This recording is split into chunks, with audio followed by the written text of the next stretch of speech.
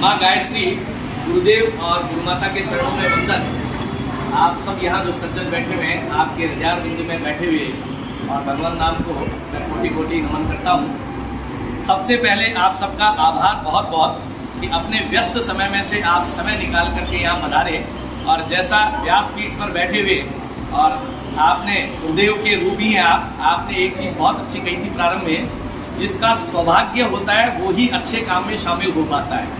तो आप सब सज्जन लोग हैं, धर्म से जुड़े हुए लोग हैं, गौ माता से जुड़े हुए लोग हैं, तो आप सौभाग्यशाली लोग हैं कि आप इस कार्यक्रम में व्यस्त समय में से समय निकाल करके पधारे।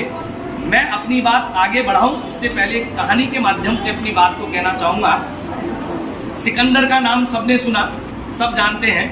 विश्व विजय की कामना से जब वो निकला तो तमाम देशों को जीतता हुआ जा रहा था। जीतते जीतते भी आदमी जब बहुत बार जीतने लग जाता है ना, तो उसको एक अहंकार हो जाता है कि मैं इस दुनिया में हमेशा रहने वाला हूँ। और सिकंदर के साथ भी ऐसा ही हुआ।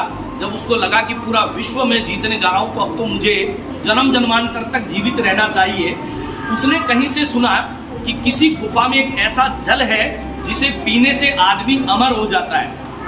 खोजते खोजते और वो उस गुफा तक भी पहुंच गया। पूरी वीरान और ऐसी सुनसान गुफा थी, लेकिन उसके अंदर अमर होने की अभिलाषा बहुत तीव्र थी। वो उस गुफा के अंदर घुस गया। वहां जाकर के और उसने देखा कि एक जल प्रपात बह रहा है, और उसको समझ में आ गया ये वही जल है जिसे यदि मैंने पी लिया तो मैं अमर हो जाऊंगा। वो जैसे ही जलप्रपात की ओर बढ़ा और एक कौवे के जोर जोर से काँव काँव करने की आवाज आई, और उसने उसको रोका कि सिकंदर ठहरो, गलती से भी इस जल को पी मत लेना, वरना तुम्हारी जिंदगी खराब हो जाएगी। लेकिन सिकंदर ने कहा कि मैं सुनने वाला नहीं हूँ, बड़ी मुश्किल से मुझे जल मिला है और इसे पी करके मुझे अमर होना है, क्योंकि मुझे जन्म जन्मांतर तक विश्व पे राज करना है। कौवे ने कहा पी लेना, कोई दिक्कत नहीं है, मैं मना नहीं कर रहा, लेकिन एक बार मेरी तरफ देख लो आप। और सिकंदर ने जैसे ही देखा, कौवा बिल्कुल ऐसा अस्थि पिंजर जैसा हो रहा था। और तब उसने कहा 1 मिनट के लिए मेरी बात सुन लेना, उसके बाद तुम्हारी इच्छा हो तो जल पी लेना। ऐसा ही मुझे भी पता चला था कि जल पीने से अमर हो जाता है। मैं इस गुफा में आ गया था और गलती से मैंने वो जल पी लिया। अब अमर होने का मतलब सदा युवा रहना नहीं है। अमर होने का मतलब इच्छा से मर तो नहीं सकता, लेकिन शरीर तो धीरे धीरे क्षय होता है। आज बोले मेरी स्थिति देख लो, मैं कंकाल हो गया, चाह के भी मर नहीं सकता हूँ। और जीवन का आनंद तभी तक है जब तक हम इसको भोगने की स्थिति में रहें। जब तक हमारे शरीर में युवा स्थिति है, जब तक हम इसको भोग कर सकें, तब तक ही जीवन का आनंद है। और शायद इसलिए हमारी संस्कृति में मृत्यु को भी उत्सव के रूप में माना गया। मृत्यु कोई गलत शब्द नहीं है, मृत्यु कोई गलत चीज नहीं है। मृत्यु का मतलब एक देह को छोड़ करके और दूसरी देह में आगे चले जाना। जैसे कपड़ा पुराना हो जाता है तो सब जानते हैं, हम उसको छोड़ देते हैं, नया कपड़ा पहन लेते हैं। हमारे सनातन में भी हमारे जीवन और मृत्यु में सिर्फ इतना ही अंतर माना गया है कि जब ये शरीर कुछ करने योग्य नहीं रह जाए, तब फिर इस देह को छोड़ करके और उसके बाद नई देह आत्मा धारण कर लेती है। कमोबेश ये जो मृत्यु का विचार था, ये कोरोना काल में आपने देखा भयानक मृत्यु हुई लोगों की। और ऐसे ऐसे पैसे वाले मैंने देखे साहब, जिनको अपने परिवार वालों के 4 कंधे भी नसीब नहीं हुए। हॉस्पिटल से सीधे वो मोक्ष धाम पर पहुंच गए। और कमोबेश यही स्थिति कोरोना काल में जब पहला लॉकडाउन आया था, आप सब ने देखा लगभग 1 या 1.5 महीने हम अपने घरों में बंद रहे। और उन दिनों में आदमी कहीं जा तो सकता नहीं था, छतों पे बैठता था जाकर के। अन्यथा आज के समय में हम इतने व्यस्त हैं कि अपनी छतों पे जाने का भी वक्त नहीं मिल पाता कई बार। पर हम वहाँ छतों पे बैठे तो उन दिनों में कुछ विचित्र घटनाएं हमने देखी। जयपुर में वैसे नहीं तो पॉल्यूशन खूब होता है, तो आकाश के तारे साफ नजर नहीं आते, लेकिन उन दिनों में लगा आकाश में तारे साफ नजर आने लग गए। नदियों के बारे में पढ़ा, यमुना अपने आप साफ हो गई, गंगा अपने आप साफ हो गई। तो फिर थोड़ा सा विचार आया कि प्रकृति तो सबको ठीक करने का काम कर रही है, तो इसको बिगाड़ने का काम कौन कर रहा है? कौन कर रहा है साहब बिगाड़ने का काम? मानव कर रहा है। और मानव भी देखा जाए तो भगवान का ही दूसरा रूप है, क्योंकि भगवान शब्द की यदि हम व्याख्या करें तो वैसे भूमि, जैसे गगन, वैसे वायु, ऐसे अग्नि और वैसे नीर, इन्हीं 5 तत्वों से भगवान बना, इन्हीं 5 तत्वों से हम बने। इसीलिए हमारी संस्कृति में कहा गया कण कण में भगवान। वो अलग बात है कि सनातन में वर्षों पहले हमारे ऋषि मुनियों ने कह दिया था कण कण में भगवान, लेकिन हम अपनी संस्कृति को पढ़ना भूल गए और 2006 में स्विट्जरलैंड में एक बॉम्बार्ड हुआ। 27 किलोमीटर की परिधि में करोड़ों रुपया लगा के एक मशीन बनाई और वहां उन्होंने इलेक्ट्रॉन प्रोटॉन का टकराव करके और एक कण निकाला और उसको नाम दिया गॉड पार्टिकल। आपने शायद पढ़ा सुना हो और उनको इसके लिए नोबेल पुरस्कार मिला। यानी हमारी संस्कृति और विदेशी लोग उसको धीरे धीरे ले गए और ले जा करके वहां उनको वैज्ञानिक तरीकों से प्रस्तुत कर दिया और उनको नोबेल पुरस्कार मिलने लगे। जब प्रकृति को ठीक करने की ये बात आई तो थोड़ा सा मन में विचार भी आया कि ईश्वर ने ये प्रकृति दी है तो उनको ये तो पता था मनुष्य तो खराब करेगा, लेकिन थोड़ा सा स्टडी किया तो पाया गौमाता पूरी दुनिया में एक ऐसा ईश्वर के द्वारा दिया हुआ उपहार है जो इस प्रकृति को ठीक करने का काम करती है। जिन 5 तत्वों की मैं बात कर रहा हूँ, भूमि, जल, अग्नि, वायु और आकाश, इन्हीं 5 तत्वों को अगर परिष्कृत और शुद्ध करना है तो वो गौमाता के 5 गव्य करते हैं। की बात करें 5 गव्यों को 5 तत्वों की उपमा दी गई है। यदि गौमाता के गोमूत्र की बात करें, वायु तत्व का प्रतीक, घी की बात करें, अग्नि तत्व का प्रतीक, दूध की बात करें, जल तत्व का प्रतीक, गोबर की बात करते हैं, भूमि तत्व का प्रतीक और छाछ की बात करते हैं, आकाश तत्व का प्रतीक। आज जितने भी लोग बीमार हैं ना, ये बीमारियां कोई बीमारियां नहीं है, ये हमारे शरीर में किसी न किसी तत्व की कोई कमी हो जाती है और वहीं से रोग हो जाते हैं। और मुझे आपको ये बताते हुए प्रसन्नता है, गौमाता के 5 गव्यों में इतनी ताकत है। मुझे सौभाग्य मिला, भारत सरकार का 3.5 साल का मैंने कोर्स किया पंचगव्य पे कि पंचगव्य को जीवन में उपयोग करके कैसे स्वस्थ रह सकते हैं। ये विडंबना है, पहले घर घर में गाय होती थी और गाय से समृद्धि आती जाती थी। आज विडंबना हो गई, घरों में खुद के रहने की जगह नहीं है, शहरी जीवन इतना आपाधापी का हो गया है। फिर भी मैं धन्यवाद देता हूँ उन गौशाला संचालकों का जो इन विकट परिस्थितियों में भी व्यवस्था बना करके गौमाता की रक्षार्थ लगे हुए हैं और आप जैसे कुछ सज्जन लोग जुड़े हैं तो उस व्यवस्था को बनाए रख रहे हैं। हमने 2 परिवर्तन प्रारंभ किए हैं। 27 मार्च 2022 से हमने 51 पंचकुंडी यज्ञों की श्रृंखला जयपुर में प्रारंभ की और आपके यहाँ आज ये 13वां कार्यक्रम होने जा रहा है। ऐसे अलग अलग एरिया में हम जाते हैं, चाहे वहाँ हमें 10 लोग मिले, चाहे 50 लोग मिले, चाहे 100 लोग मिले, हमारा प्रयास है कि हम लोगों की चेतना जागृत कर सकें। हमने बीड़ा उठाया 1% लोगों के लिए, 100 में से 1 व्यक्ति की चेतना भी यदि हमने जागृत कर दी तो हमारा उद्देश्य सफल हो जाएगा, क्योंकि वो एक चेतना व्यक्ति बाकी के 99 लोगों की चेतना जागृत करने में सहायक सिद्ध हो जाएगा।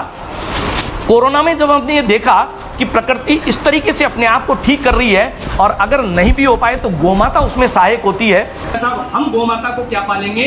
गौमाता हमारे जैसे सैकड़ों लोगों को पाल सकती है और एक प्रकल्प हम चालू करें, यदि हम गौमाता के गव्यों को घर घर तक पहुंचाने का बीड़ा उठा लें तो किसी गौशाला को किसी दान की आवश्यकता नहीं होगी। हमने 2 परंपराएं परिवर्तित की साहब अपने यज्ञों में, ये प्रयास कर रहे हैं सब जगह हो। एक तो जहां भी यज्ञ होंगे देशी गौमाता के गोबर से बनी हुई लकड़ी काम में आएगी, उसमें हम पेड़ों की लकड़ी नहीं जलने देंगे। दूसरी चीज, देशी गौमाता का घी, चाहे वो 1 किलो नहीं डले 100 ग्राम डल जाए, लेकिन देशी गौमाता का घी आएगा। और तीसरा, जो अभी 4 समिधाएं भी आप यज्ञ में डालेंगे, वो भी हमने देशी गौमाता के गोबर में 21 तरह की जड़ी बूटियां और देशी घी मिला करके और गौशाला में ही तैयार किए। मेरा कोई प्रोडक्ट में तैयार नहीं करता, मैं सिर्फ गौशालाओं को प्रेरित करता हूं वो प्रोडक्ट बनाएं और लोगों को प्रेरित करता हूं कि वो प्रोडक्ट खरीद लें। जिस दिन हमने गौमाता के गव्यों को घर में स्थान देना शुरू कर दिया, मुझे नहीं लगता किसी गौशाला को दान देने की आवश्यकता होगी। इन सब पे मैंने फर्स्ट पैंडेमिक में गुरुदेव के आशीर्वाद से और गौमाता की कृपा से एक पुस्तक लिखी और आपको मुझे बताते हुए प्रसन्नता है, उस पुस्तक को विश्व की प्रथम पुस्तक बनने का दर्जा हासिल हुआ, क्योंकि वो पुस्तक भी देशी गौमाता के गोबर से बने हुए कागज पे दुनिया में पहली बार पब्लिश हुई। वरना किताबों में भी कागज जो होता है पेड़ों से लकड़ी बनती है, हमने वहां भी वो पेड़ नहीं लगने दिए। और उस पुस्तक को राष्ट्रीय कामधेनु आयोग के अध्यक्ष वल्लभ भाई किथिरिया हैं, मुझे सौभाग्य मिला, दिल्ली में उन्होंने उसका विमोचन किया और अभी 4 महीने पहले अमेजन बेस्ट सेलर के अवार्ड से नवाजा गया उस पुस्तक को। 2015 में हमने एक छोटा सा काम किया था हमारी गौशाला में, गोबर से गोकास्ट बनाने लग गए, क्योंकि आपने देखा होगा गोबरों के ढेर लगे हुए हैं गौशालाओं में, काम ही नहीं आ पा रहा है। और ऐसी स्थिति में हमने वहां गोकास्ट बनवा के उससे दाह संस्कार वाला एक चलन प्रारंभ करवाया था 2015 में। धीरे धीरे चल रहा था।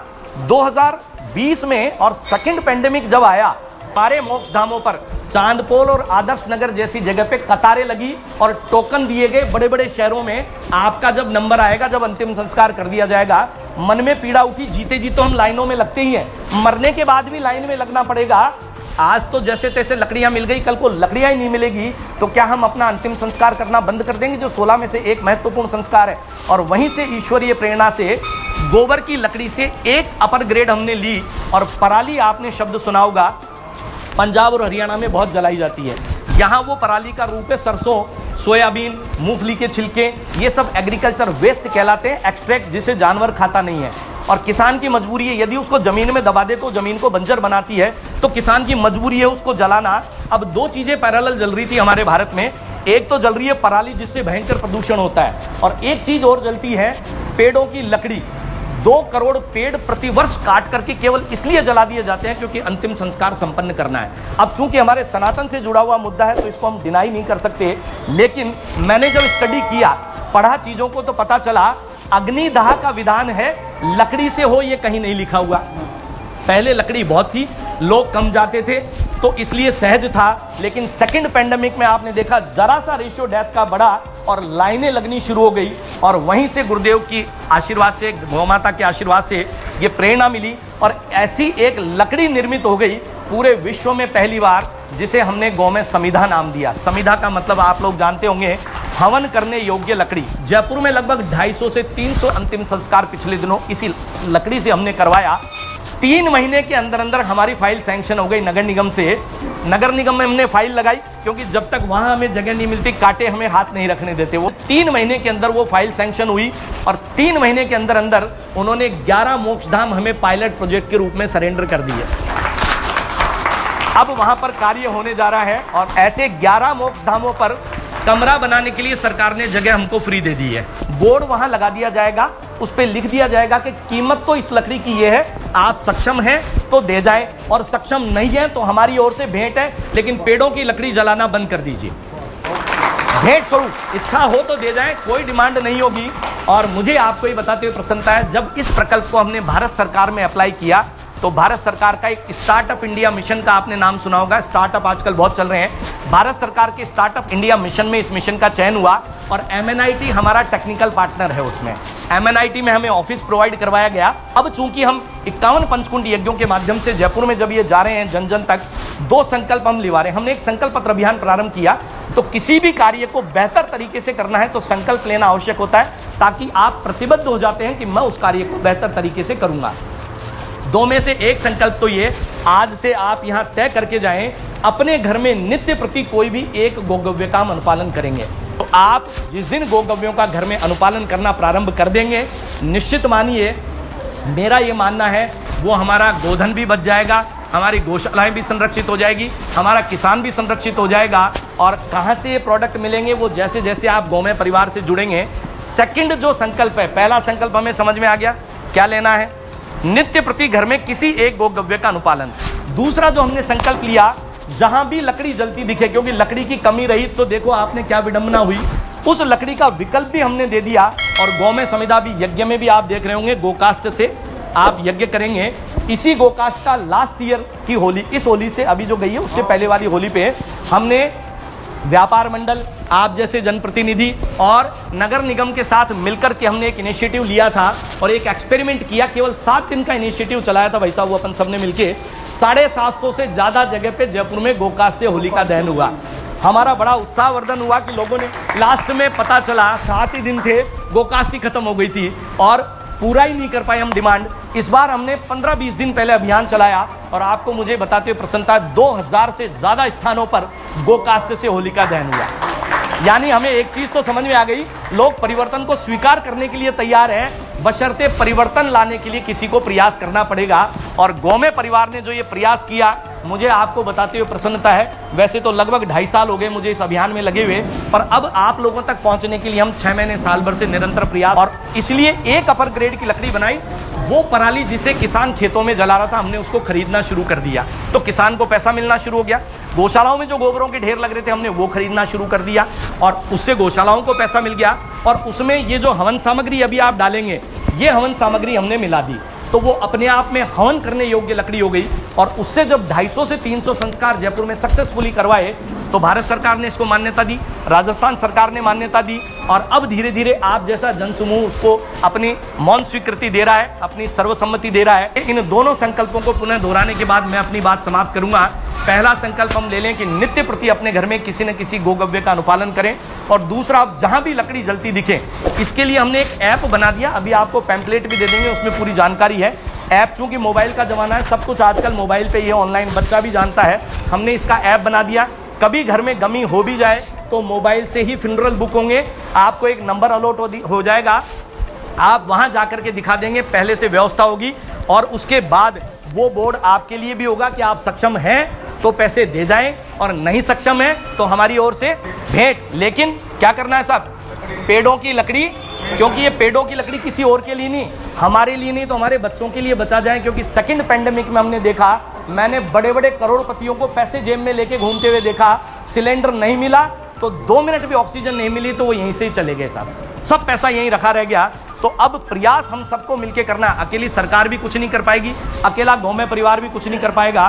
सरकार और गौमय परिवार तभी कर पाएंगे, हम केवल व्यवस्थाएं बना सकते हैं जब आम जन का उसमें सहयोग और भागीदारी होगी। उसमें हमने संकल्प पत्र भरवाने प्रारंभ किए सर। अब क्योंकि संकल्प वर्बली लेंगे तो भूल जाएंगे, हमें भी डेटाबेस चाहिए कि कितने लोगों की व्यवस्था करनी है, और वो संकल्प पत्र निःशुल्क है, कोई चार्ज नहीं है उसका। ऐसा नहीं कि कल को आप लगे कि वाह 50-50 रुपये लेके और ये कमाई करने आ गए हैं, निःशुल्क है। और एक छोटा सा ट्विस्ट हमने दे दिया उसमें, पूरे भारत की 1% आबादी की चेतना जागृत करने का हमने बीड़ा उठाया। लगभग आबादी कितनी होने जा रही है हमारी, 150 करोड़ होने जा रही है, तो 1% भी 1.5 करोड़ होता है, बहुत बड़ी संख्या है। अब जयपुर, हमने कहा पहले घर में तो कर लें, जयपुर की आबादी भी लगभग 50 लाख होने जा रही है या हो चुकी है। तो हमने कहा जब 50,000 संकल्प पत्र यहाँ भरवाने हैं तो मैं अकेला या 4 लोग भागेंगे तो 5 साल में भी संभव नहीं होगा। तो हमने यज्ञों के माध्यम से ऐसे लोग सेलेक्ट करने शुरू किए जो इस कार्य में प्रेरणा स्वरूप आगे आना चाहते थे। ऐसे हम 1000 लोगों को छांट रहे हैं और प्रत्येक व्यक्ति को जिम्मेदारी दे रहे हैं केवल 51 संकल्प पत्र भरवाने की। एक संकल्प पत्र स्वयं का भरे और 50 लोगों के संकल्प पत्र, वो भी ऑनलाइन, कोई कागज पेन में नहीं भरने।